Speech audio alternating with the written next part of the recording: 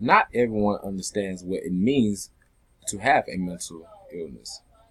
Having a mental illness is basically a person who has this disorder that affects their mood, thinking, and behavior. But mental illness is way more than just a definition. Many people today don't know the different types of mental illnesses. Many people are not aware of the signs of having this disorder. It's something that is talked about but is not really fully understood. Mental illness comes in all shapes and sizes, and they should be addressed. Which brings me to my first topic. What is mental illness? What it is. Mental illness refers to a worldwide range of mental health conditions, but it's a disorder that affects your mood, thinking, and behavior. It's very common around today. The National Health America Association did an article this year explaining that an estimated 54 million Americans suffer from some form of mental disorder in a given year. Most mental illnesses causes are unknown, meaning they don't know how it starts, how it forms. They just don't know. But due to recent research, we now know that many are caused by genetic factors, meaning it's hereditary. Having a mental illness can be difficult at times. It can be miserable, and also it can be hard to cope, and also it can make it hard to cope with day-to-day life. And there's so many, and there's so many types of mental illnesses, which brings me to my next topic: the different types of mental illnesses.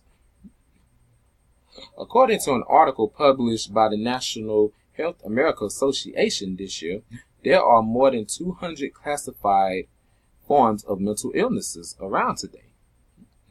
Some of these 200 that are mostly known and that are more common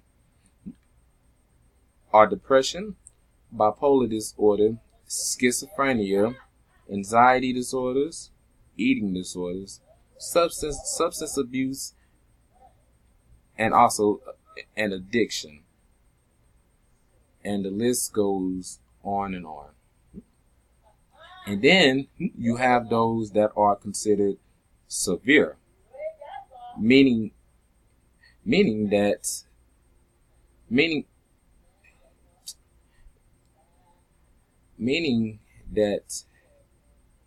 these are the ones that produce psychotic behaviors such as schizophrenia, major depression, and also bipolar disorder. But how do we know if someone has it? That right there is a good question in itself. What are the signs of us knowing that we have that somebody that we know or that we may have it? Which brings me to my next topic. What are the signs of knowing someone has a mental disorder? The signs are the most important part to me, because if you learn the symptoms such as early warning signs and getting the help that is needed at that early stage, it can help reduce how severe the illness can get. There are many signs that tells you if someone has an illness, but it's really important to pay attention to sudden changes in thoughts and behavior. Other signs Other signs, according to the Mental Health America Association, may include feeling of extreme highs and lows, suicidal thoughts, delusions, substance use, excessive fears, frequent outbursts of anger, and the list also goes on and on. By us knowing the signs and